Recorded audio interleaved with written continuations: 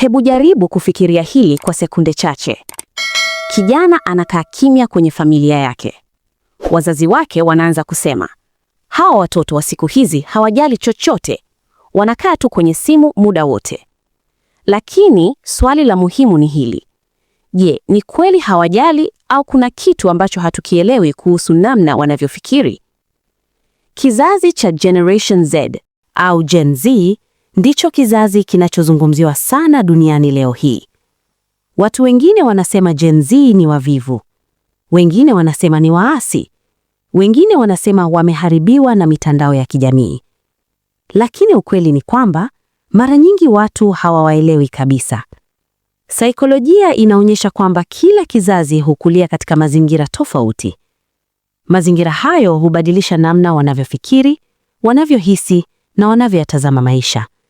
Na ukielewa saikolojia ya Gen Z, utaanza kuona kwamba mambo mengi wanayoyafanya yana mantiki kubwa kuliko tunavyodhani. Leo tutaangalia kwa undani sababu kadhaa za kisaikolojia zinazofanya kizazi hiki kueleweka vibaya. Na mwisho wa video hii huenda ukabadilisha kabisa mtazamo wako kuhusu Gen Z. 1. Gen Z wamekulia kwenye ulimwengu wa kidijitali. Kizazi hiki ndicho cha kwanza kukua wakati dunia tayari imejaa teknolojia. Mitandao ya kijamii kama TikTok, Instagram na YouTube sio vitu vipya kwao. Ni sehemu ya maisha yao ya kawaida. Kwa watu wa vizazi vya zamani, teknolojia ilikuwa kama nyongeza kwenye maisha yao. Lakini kwa Gen Z, teknolojia ni sehemu ya mazingira yao ya kila siku. Hii inabadilisha kabisa namna wanavyopata taarifa, wanavyowasiliana na hata wanavyounda maoni yao. Ndiyo maana wakati mwingine wanaonekana kama wako dunia tofauti. Lakini kwao, hiyo ndiyo dunia halisi. 2. Wanayajua mambo mengi mapema kuliko vizazi vilivyopita. Kwa sababu ya internet, Gen Z wanapata taarifa nyingi sana kwa muda mfupi. Habari za duniani, changamoto za kijamii, matatizo ya uchumi au masuala ya afya ya akili, yote yapo mbele yao kila siku. Hii ina maana kwamba wanaanza kufikiria maswali makubwa ya kimaisha wakiwa na umri mdogo zaidi kuliko vizazi vilivyopita. Watu wengine wanaweza kuona hii kama ni kuwaza sana, lakini kwa upande mwingine ni ishara kwamba wana ufahamu mpana wa dunia inayowazunguka. 3. Wanathamini sana afya ya akili. Kitu kimoja kinachowatofautisha Gen Z la vizazi vingine ni namna wanavyozungumzia afya ya akili. Masuala kama saikolojia, msongo na mawazo au uchovu wa kiakili hayafichwi tena kama zamani. Wanayazungumzia wazi wazi. Wengine wanadhani huo ni udhaifu, lakini watafiti wengi wanaona kama ishara ya mabadiliko ya kijamii. Kwa muda mrefu sana, watu walifundishwa kuficha hisia zao. Gen Z wanaanza kuvunja utamaduni huo. 4. Wanatafuta maana zaidi katika kazi. Vizazi vya zamani mara nyingi viliiona kazi kama njia ya kujipatia kipato tu, lakini kwa Gen Z, kazi inapaswa kuwa na maana fulani. Wanataka kujua, je, kazi hii ina mchango gani kwenye maisha yangu au jamii? Ndio maana wakati mwingine wanaonekana kama hawadumu sana kwenye kazi. Lakini mara nyingi wanatafuta kitu kinacholingana na maslahi yao binafsi. 5. Wanathamini uhuru wa kuwa wao wenyewe. Gen Z wanaishi katika kipindi cha kwamba watu wanazidi kuthamini utofauti.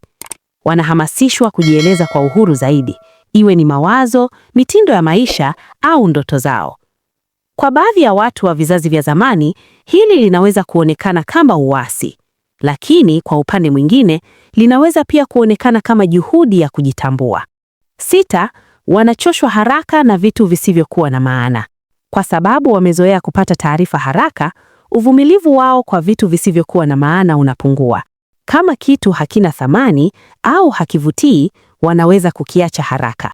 Hii ndiyo sababu video fupi zimekuwa maarufu sana kwenye majukwaa kama TikTok. Lakini pia inaonyesha kwamba wanapendelea maudhui yaliyo wazi, ya moja kwa moja na ya thamani. 7. Wanapenda kujifunza kwa njia tofauti. Gen Z hawapendi sana mifumo ya kizamani ya kujifunza inayotegemea kusikiliza tu. Wanapendelea kujifunza kupitia video, mifano halisi na uzoefu wa vitendo. Ndiyo maana majukwaa kama YouTube yamekuwa sehemu kubwa ya elimu kwao. Mtu anaweza kujifunza ujuzi mpya kabisa kupitia video za mtandaoni. 8. Wanajali sana haki na usawa. Gen Z mara nyingi wanahusika sana kwenye mijadala ya kijamii. Wanapenda kuona haki, usawa na uwazi katika jamii. Kwa baadhi ya watu wa vizazi vya zamani, hili linaweza kuonekana kama kuzidisha mambo. Lakini kwa upande mwingine, linaonyesha kizazi kinachotaka kuona mabadiliko halisi. 9. Wanapenda uhuru wa kuchagua njia yao.